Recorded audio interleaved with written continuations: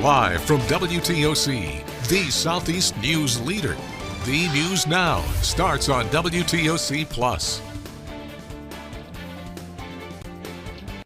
Welcome to The News on WTOC Plus. I'm digital anchor Jude Binkley. We start with an alert this afternoon as health officials are warning Glenn County residents after a fake health inspector threatened to close a local restaurant.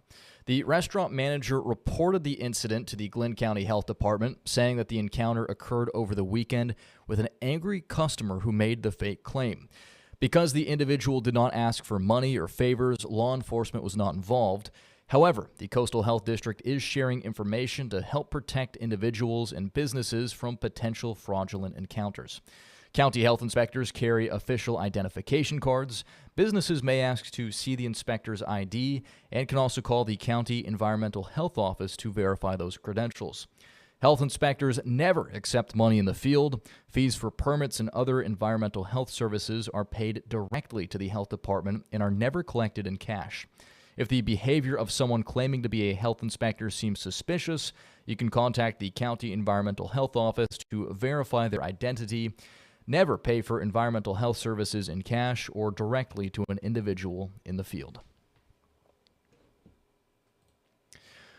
Turning now to state news, a horrifying discovery on a northwest Atlanta front porch. A small dog was beheaded with a machete laying next to it.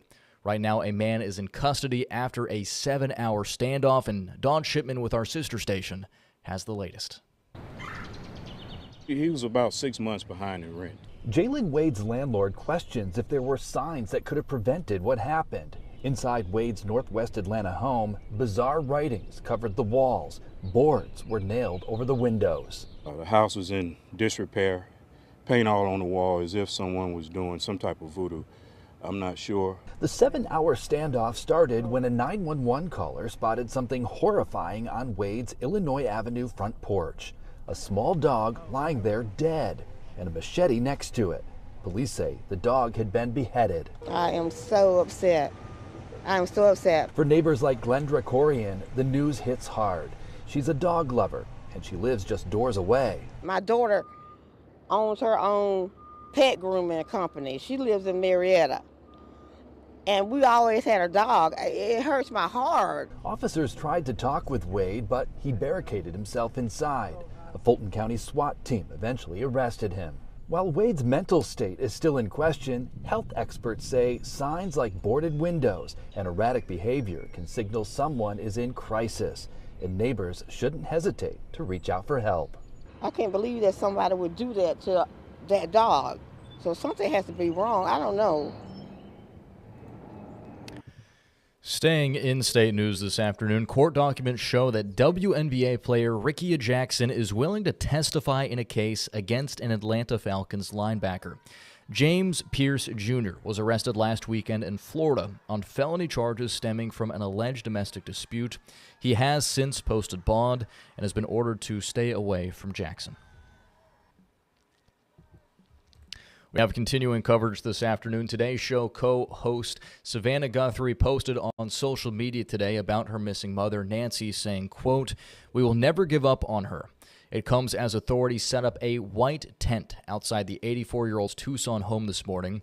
A source close to the investigation has confirmed to CBS that black gloves found near Guthrie's home are now being tested for DNA. Jonathan Viglotti has the latest from Tucson, Arizona. It's been nearly 2 weeks since Nancy Guthrie is believed to have been taken from her home in the middle of the night. FBI agents are fanning out across her neighborhood north of Tucson, searching the foothills through brush and along roads. On Wednesday, a source close to the investigation confirms to CBS News the discovery of a pair of gloves during a search. Investigators will now test the gloves for DNA. The glove appears to be similar to the one seen in this video from Guthrie's doorbell camera the night she went missing. Retired FBI Special Agent Lance Lysing. What stands out to you? From the backpack to the holster to the potential weapon to the jacket to the flashlight in his mouth to the unique ski mask. Most of them have some unique characteristics that will absolutely be followed up on. The FBI is still trying to find out who sent an unverified ransom message to local news stations demanding Bitcoin. The Guthrie family at one point promised to pay despite receiving no proof of life. This is very valuable to us, and we will pay. On Wednesday, TMZ says it received a new note also demanding Bitcoin from a person claiming to have information that could lead to the kidnapper. A huge amount of cybercrime is powered by cryptocurrency. Cybersecurity expert Alex Stamos. There's a huge misperception about cryptocurrency transactions, and that lots of people think they're untraceable. That is totally untrue. Most cryptocurrency transactions happen in complete view of the public. On Wednesday, investigators say they received more than 4,000 calls to a tip line in a 24-hour period. You're going to get inundated with tips that are irrelevant and are not going to lead you anywhere, but you're looking for that diamond in the rough. And officials are tracking down every single lead. I'm told only a fraction of them are viable. This as the FBI continues to call on the public for any information. Jonathan Vigliotti, CBS News, Tucson, Arizona. Well, grieving families are pressing Congress for reform to make flying easier. It all comes after that deadly mid-air collision in Washington, D.C. that happened just about a year ago.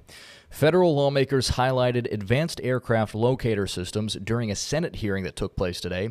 They say those could have prevented the tragedy. The National Transportation Safety Board has recommended these systems for nearly 2 decades.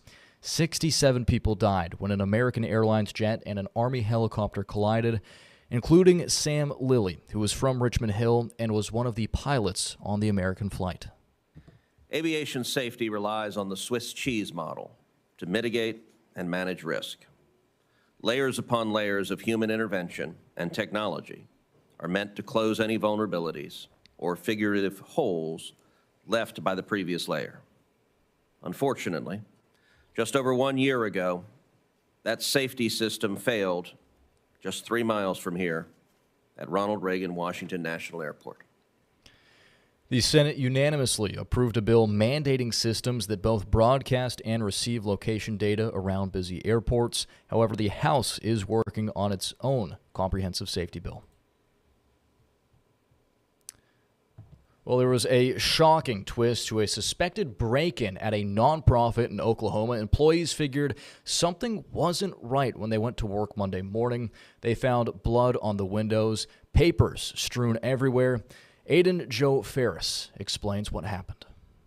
For employees at the Lyft Community Action Agency, it looked like a normal start to the workday. I came about 7 o'clock in the morning. The door was open. I thought maybe they just didn't get locked shut. But it didn't take long to realize something was off. And I came in, went to my office, and a little bit later, Terry comes and said, hey, we think a break-in. Doors were open, files were scattered, and the deeper they looked, the stranger it got. The ceiling's all caved in. That's when we first started noticing the blood everywhere, blood all on the window sills, and pretty much everywhere you look, there's blood everywhere. Every window, every door. That's when curiosity turned into caution, and police were called. One of my coworkers was like, don't touch anything. It's been a crime scene. So the police came up to me. He said, yeah, it's been blood all over the wall. And I looked and I jumped back. And I was like, what? And she said, yeah, I guess it was a crime scene. And it was blood trampled everywhere. Everything at the scene pointed to a break-in, even to police. They said there's no way this could be an animal, especially with the size of the hole in the ceiling. It was huge. It looked like a guy fell through it. But the biggest clues weren't on the floor or in the ceiling. They were waiting on surveillance video. That's when we finally see the raccoons fall through the ceiling. Then 2 of them get on the back door back there, and that's how we realized what opened the door. Turns out it actually wasn't a murder. It was 3 determined raccoons. They got on it and jumped on it, and the bar just kicked it right open. I never would have believed that they could have, especially not one of the big push doors, that they could have opened that up. I was shocked, and the police were too. The blood investigators first worried about is theorized to be from an injured paw. 2 of the raccoons made a clean getaway. The 3rd, still missing. They said we filed a police report on him, but they ain't found him yet, so. And now Lyft employees are left with a story they never thought they'd tell. We've had buildings that have been broken into, but this is our first experience with 2 raccoons who's come in to have a good time and leave. It's funny, I think, was it about a month ago now? We talked about a raccoon that broke into a liquor store and drank a bunch of the supply and passed out in the bathroom. So a lot of weird raccoon break-in stories we've been covering here lately on WTOC+. All right, turning now to education news. Georgia is positioning itself as an AI talent pipeline, and Kennesaw State University is leading the charge to fill that workforce gap. KSU will soon be the first institution in Georgia to offer both a bachelor's and a master's degree in artificial intelligence. The bachelor's program launches this fall on both the Marietta campus and online. And there is some serious economic demand behind this. A Georgia Chamber of Commerce report shows AI will drive 186,000 new STEM jobs over the next 5 years just in Georgia. Staying in education news, a bill advancing at the state capitol could significantly change high school sports across the state. It would allow student athletes to earn money from their name, image, and likeness, or NIL. Georgia High School NIL Protections Act passed unanimously in the Georgia House yesterday. The bill now heads to the state Senate. And finally, here on WTOC Plus, it is Georgia Day. And to celebrate the occasion in the Peach State, the Georgia Historical Society hosted a learning expo in Savannah for local students. Georgia was founded as the 13th colony more than 250 years ago on February 12, 1733, and it all happened in Savannah, Georgia's first city. Each year, as part of the Georgia History Festival, GHS organizes a fun and engaging program primarily for second-grade students. Around 1,100 kids from across the region, including Savannah, Bryan County, and even Statesboro, stop by the expo to learn more about Georgia's founding and this year's festival theme, A Nation of Laws, Courts, and the Foundation of Freedom. Educators, community partners, historical interpreters, and more brought out interactive activities and learning materials for the kids to enjoy. I feel like the more tangible something is, the more you're going to remember it. So kids being able to go from station to station to learn about the history of Georgia, the history of not just Georgia, but America, it's really going to instill a love of learning with them. And Georgia Power sponsored this year's Georgia Day Expo at the Shriners Temple in Savannah. Students got to take home their drawings and quite a few other keepsakes as well. So big happy birthday to the state of Georgia and happy birthday to the hostess city itself as well. With that, we're going to wrap things up here for the news on WTOC Plus. Thanks for joining us this afternoon. We'll be back in 15 minutes for the First Alert Weather Show with meteorologist Dave Turley. If you're planning on doing things this weekend, I would get it out of the way on Saturday because Sunday's not looking too great with some expected showers. Dave will break all that down here in just about 15 minutes on WTOC Plus. Thanks for watching, and here's Local News Live.